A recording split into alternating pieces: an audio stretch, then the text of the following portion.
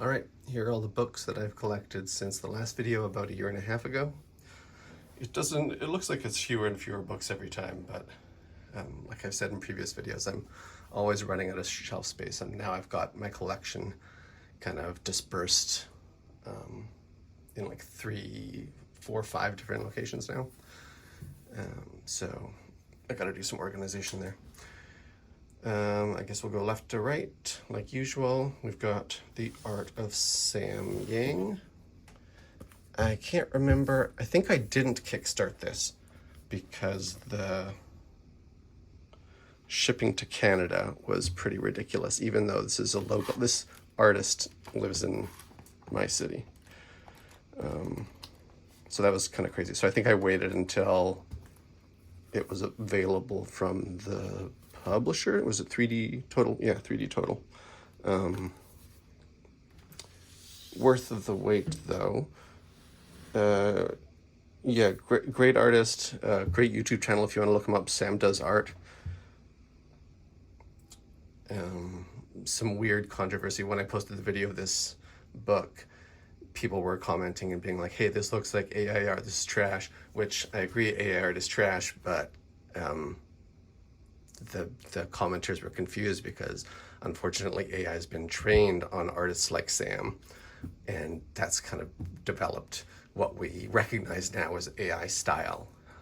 And the talented people like Sam who get caught in the crossfires, whose styles are cannibalized by this trash, are kind of the victims. And I don't know how he's dealing with that, but that's the situation. Anyway, that was more than I meant to talk about AI. We've got an art book by Mahmud Asrar. I love his work. This is I think mostly commissions from conventions. Awesome stuff. His watercolors are amazing. Really love his work. It's really worthwhile checking out his process too if you go on his Instagram account, because he kind of goes straight from really loose like pencil sketches straight into inking. There's no kind of in-between stage where he kind of gets the pencils to a really refined state and then just copies that with ink over top. He kind of goes just straight from really rough layouts to completed inks. It's really impressive, and that must really speed up his workflow because he's also quite prolific. Equinoxes by Cyril Pedrosa. I don't know if this is the latest or what, but it was the one that I was missing. I think I have most of his other major published comics in English, at least. Yeah, kind of just a story about a girl and her dad and their relationship over the years and all this stuff. And it's great art. It's an okay story that's kind of interspersed with these blocks of text, which kind of kill the flow a bit for me, but I don't know. Adds to the story, I guess.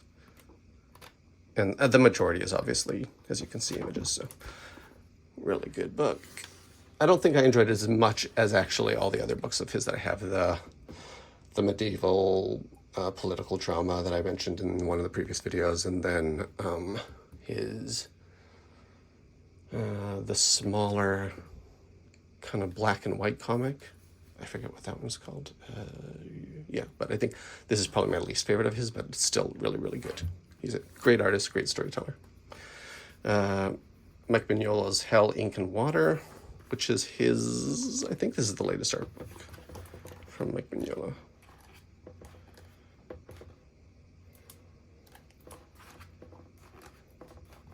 Just covers and watercolor paintings and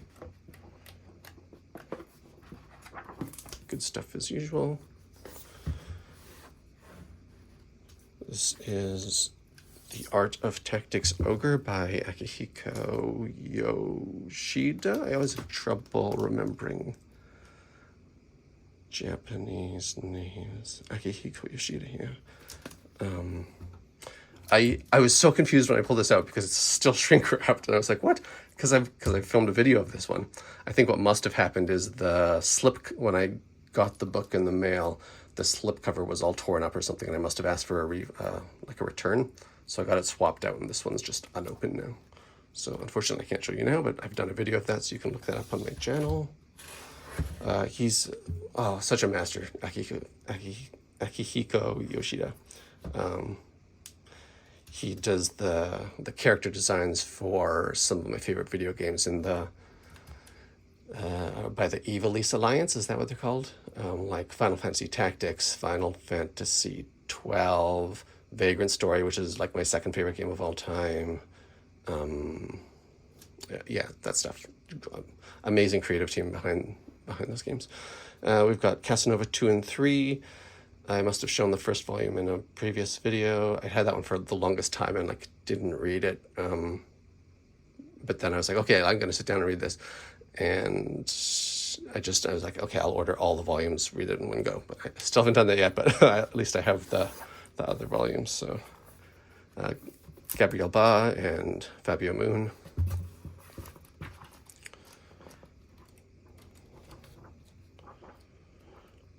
So it looks like this one's mostly by Fabio Moon. They have really distinct styles, despite being twin brothers who work on a lot of the same projects. So that was Fabio Moon's kind of like brush pen style, and this is Gabriel's more like Mike Mignola liner minimalist style. I'm honestly not a huge fan of Fabio's, but I love Gabriel's work, probably because I'm such a big Mignola fan. Oops, I forgot to zoom in there. Right, and then we have Athena 4, 5, 6. In the last video, I had collected up to 3, and I was talking about how expensive it was. It was Indiegogo. I was rewatching that video, and I was like, what's the not Kickstarter site? It was Indiegogo. But then he did it was almost like a year and a half, 2 years since the previous issue, from 4 to 5, I think. And I was just waiting, and he wasn't saying anything about releasing this. I think maybe the colorist was having some health issues or something. This was like his first major book, and he was struggling to do like this big, massive 6-volume thing right from the get-go. And so there was a big delay, but then he shadow dropped the last 2 volumes just recently, just a few months ago. So I hadn't gotten 4 yet because I was waiting because the shipping is so much. So I got all 3 of these all at once. Less talking, more showing. The art is, sorry, just a sec.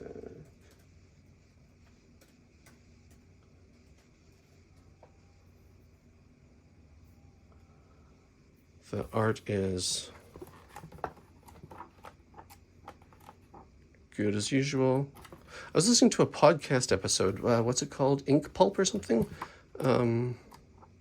Where Eric was talking about the colors and how, so again, this colorist, Giuliano, I think his name is, this is, like I said, this is his first major gig. So he was using samples from this in his portfolio, and apparently potential employers were telling him, oh, this coloring style is like very early 2000s, and this isn't how books are colored these days. So it sounds like he was getting some negative reactions to that, which is too bad. Something about the Eric Canete's style in this too is it's very rushed, the art style, like especially if you look at just the pencils and inks, or the roughs and the inks, because it's digital. It's not his best work, and you can tell, especially in a lot of the close-ups of like the faces and stuff. It's not the quality that I would typically expect from him. But again, like he's working on this massive 6-volume series. So I guess maybe he was prioritizing speed and getting like this thing done, as opposed to when he's done like a single volume before, and he got to maybe take his time more on it. The story was fun. I think if you look at like the first volume on its own, it's kind of like disjointed, and there's a lot happening. There's two massive superhero teams, and it's kind of like that same issue with the Eternals movie, where people were complaining that there's too many characters, you can't really flesh them all out in such a short time. But then as the story goes with Athena, the story picks up and it gets more interesting, and you kind of learn more about the characters, and there's some backstory and stuff, and it was pretty good. Anyway, Ultramega Volume 2, I was talking about how I couldn't wait to see if there's a new volume of this one by James Harren. Really liked the first one. I love his work. Haven't read this one yet. I think I started to, and it was like it was kind of weird, like these weird baby kaiju and stuff on Kaiju Planet. I don't know. But I mean, I collect for the art, so it looks amazing, and I'm pretty stoked to get into that. I don't know, because I haven't read it, so I don't know if there's going to be more or what his plan is. I think this is a creator-owned project of his, right? Is that right? Written and drawn by him? I think so. I'm not sure.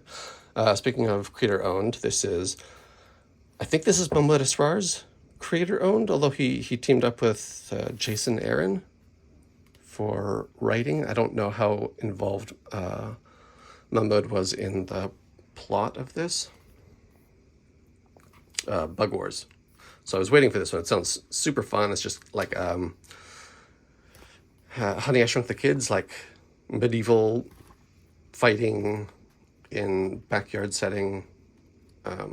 Super cool concept. Awesome art. And the plot's great. The characters are so interesting and everything, but the writing I can't with.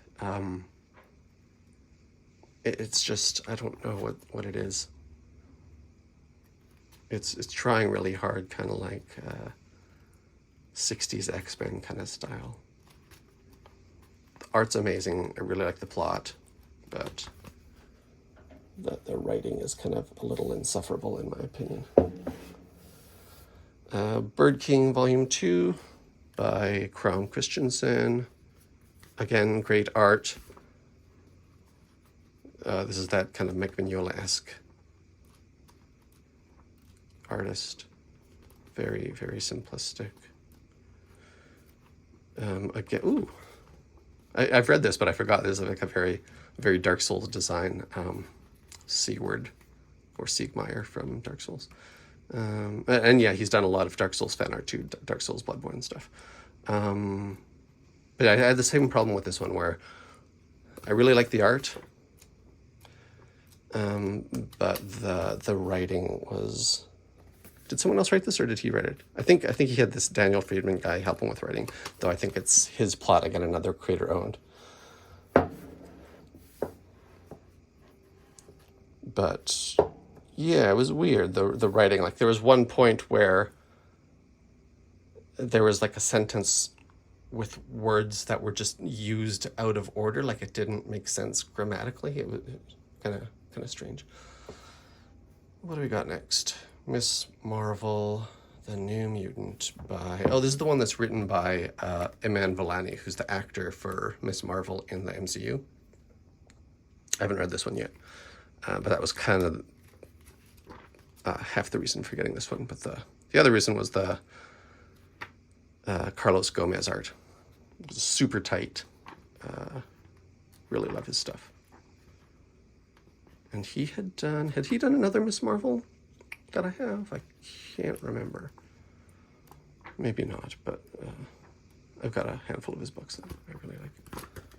So, art-wise, that looks awesome. Batman vs. Robin by Mahmud Asrar. This is chunky. A lot of pages in here. And there was some art by some other artists, like some fill-in here. This is not Mahmud. Is this Carl Kerschel? I forget. Might be. Kind of looks like it. Oh no, Nathan Fairborn, is that what it says? But yeah, great stuff. Story's okay. It's not the greatest, or like the plot's interesting, but again, the writing not really top tier. Look away if you don't want spoilers, because it's literally called Batman vs. Robin.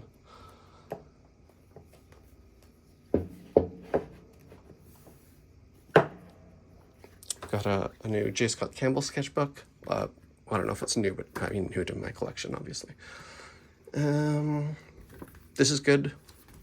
It's like just J. Scott Campbell art, stuff I'd never seen before. Some good pencil work.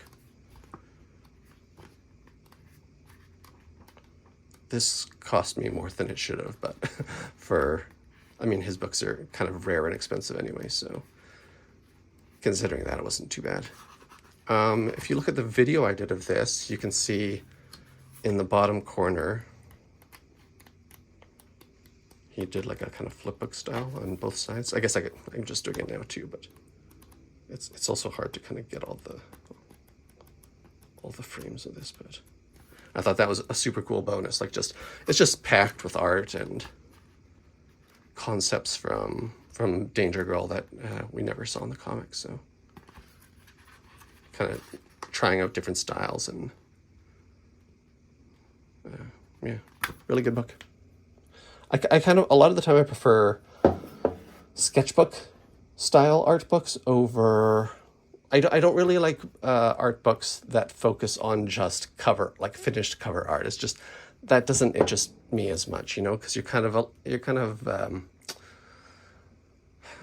how do you say, you're like locked into a specific style for a cover. There's requirements and expectations and things for cover work. Whereas a sketch could be anything, right? Or even just like a rough work that's not meant for a cover or a book or an interior or anything like that. We've got Spawn Unwanted Violence by Mike Del Mundo, is it written by Todd McFarlane? I guess so.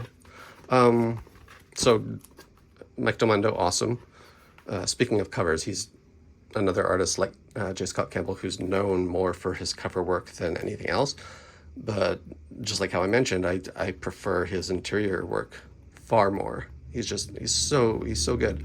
He's got like this cinematic style where he plays with like depth of field and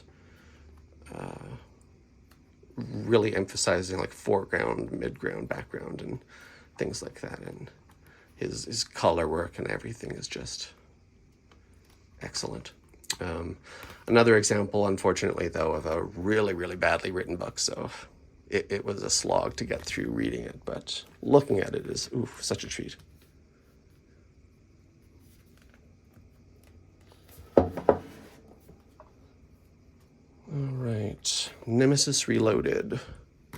Is this the sequel to the first Nemesis book, maybe? So from the Millerverse, by Jorge Jimenez. I'm not sure if I'm saying that right. Really like his style.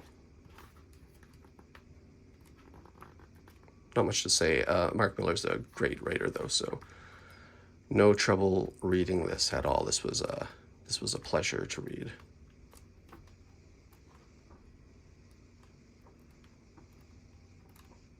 I think I've got a number of books on pre-order that I'm waiting on, and I think one of them might be another Nemesis book, maybe by Matthias Galera, I'm thinking.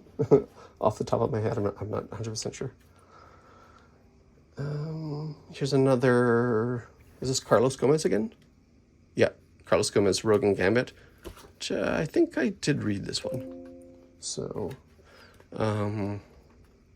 just super tight pencils as usual. Great art. Kind of typical serialized Marvel plot and writing. Not the worst, but nothing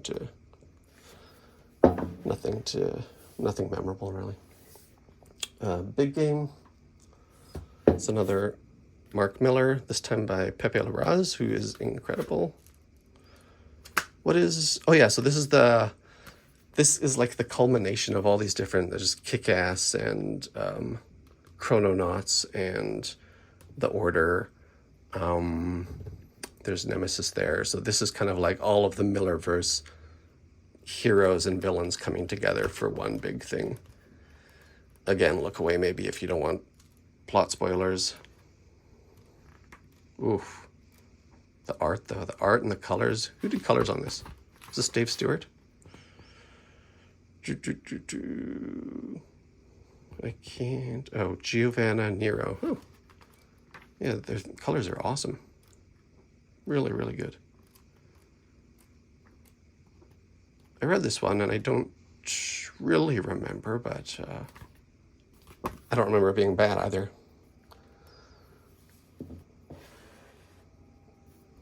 Let's see. Fabio Moon and Gabriel Ba, two brothers. This is one I have yet to finish reading. I think I started this one but didn't finish it. And I can't remember, because I think I looked this up, because they are two brothers. I remember trying to figure out if this was supposed to be somewhat of a, like an autobiography kind of thing, but I don't remember if I got the answer to that. So maybe I will report back once I've read it and figured that out. All right, Draw What You Love by Simone Grunewald. This is her latest art book, although she has one. She has a Kickstarter that literally just ended like yesterday, I think, for another art book called something like Beneath the Leaves or something. So I've kickstarted that one, and I'm excited for that. It'll probably come out mid next year or something. This one, I didn't realize. Actually, I got this as a gift from my wife. I didn't realize that it was more of a kind of how-to art book, like this is how I draw, this is how I develop my style. Here's some tips on like clothing, for example, here, or but then there is like interspersed just random art, which is what I'm more interested in. Just past it, I saw some mermaid stuff. Yeah, just awesome sketches. See, this is the stuff that I like more in an art book, just kind of rough sketches. I like seeing the process too, but kind of how-tos are not as interesting to me. I'd rather just see kind of their raw artwork. But yeah, that's fun. Really like her stuff. We got a couple of Adam Ellis. So that's Adam Tots. His horror comics. So he's well known for being like a comedy parody webcomic kind of guy. You probably recognize his style. Probably said that before too in these videos. But he kind of went off and did a lot of horror comics on the side too, and a lot of them are really, really good.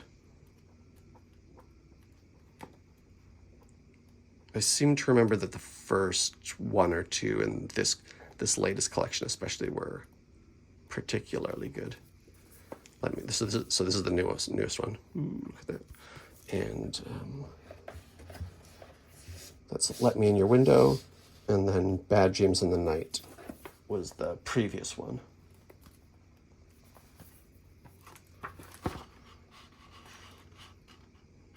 And you can see his style evolves like really kind of obviously, especially in the last 2 years. So even from book to book, it's very clear that he's kind of changing things up. And I like that they come with these little bookmark ribbons too. That's nice.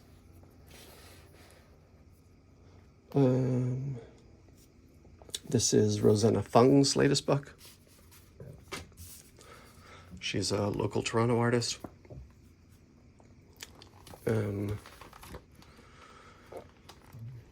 This one, it was good. it's kind of like so this one is an autobiography, or mostly, I think, at least there may be some liberties, but it's kind of the story about how her grandma and her mother were kind of overbearing and didn't really let her be the person she was, and she's kind of like overweight and she's criticized for it, and she's like made to feel like shit about it, and how she kind of overcomes that and lives her life. And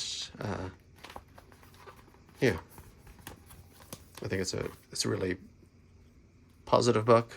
The drawings aren't her best, but again, doing like an entire graphic novel, you've got like a deadline and everything. So, but the story's pretty good. I think I prefer her previous book. I don't remember what that was called at the top of my head, but I think I slightly liked her previous book a bit better, but this one's still good. This is an artist I don't think I knew before, but I saw him at a convention and grabbed this. I wish I'd grabbed, he has a little prologue to this as well. I wish I'd grabbed that, but it's got a very Mike Mignola vibe as well, with Dave Stewart style colors. Very good. The writing's good and kind of minimalist. Like they don't talk too much or anything. It's just like a nice, simple, fun fantasy adventure. Oh, and he did like a little sketch there too. Cool. Yeah, it was good. I look forward to more stuff from him. What's his name? Derek Loveman. At the same convention, I discovered this, which I'd never even heard of before. So this is Hayao Miyazaki, the director of like all the Ghibli films. Well, not all the Ghibli films, but you know, Princess Mononoke, Spirited Away, Howl's Moving Castle. And he does a lot of illustration work. Like the movies are based on his style. He's done like Nausicaa of the Valley of the Wind. He did like fully as a comic before the film, I want to say. And so this is another, not so much a comic. I mean, it's somewhat of a comic, but it's a lot of kind of just single page illustrations too. But it's another story that he did that as far as I know, wasn't adapted as a movie or anything. But you can see a lot of the DNA of his other movies in this. So there is a lot of Nausicaa, and you see like the Yakul from Princess Mononoke. I mean, that's not what he's called, but it's the same design. And this came before, I think, most of the movies. So he had like all this idea, and he kind of put them into his movies.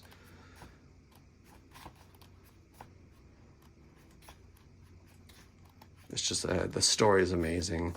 This is very kind of Nausicaa. Then you have like these giants, like from Castle in the Sky.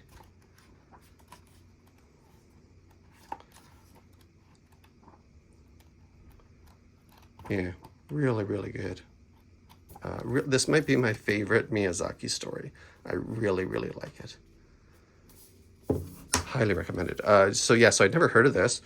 It was only published in English in 2022, which is maybe why. So that's just like 3 years ago now. It had been out in Japan. I think this was from the 80s, 87, I maybe want to say.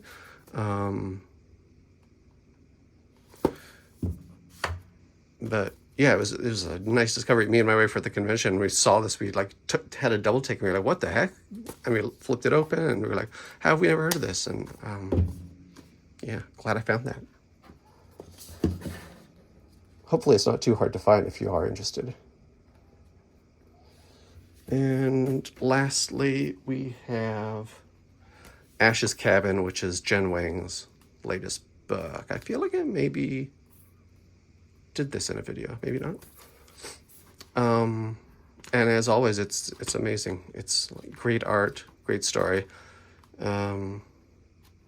It's about like this kid that just doesn't like people, just wants to go live in the wilderness on her own, his own. I think it's maybe like non-binary. So they want to live on their own with their dog and just like be away from people. And so they run away, and there's this whole drama. Everyone tries to go find her, and I don't know. It's a touching story. Not quite as emotional as maybe the last couple books, but that's kind of what Jen Wang specializes in addition to being like an excellent artist. So another recommendation there. And yeah, that's it. I don't know if you noticed in the background, actually, I've got this Joe Madureira Ultimates 3 poster. I've had this for decades, probably.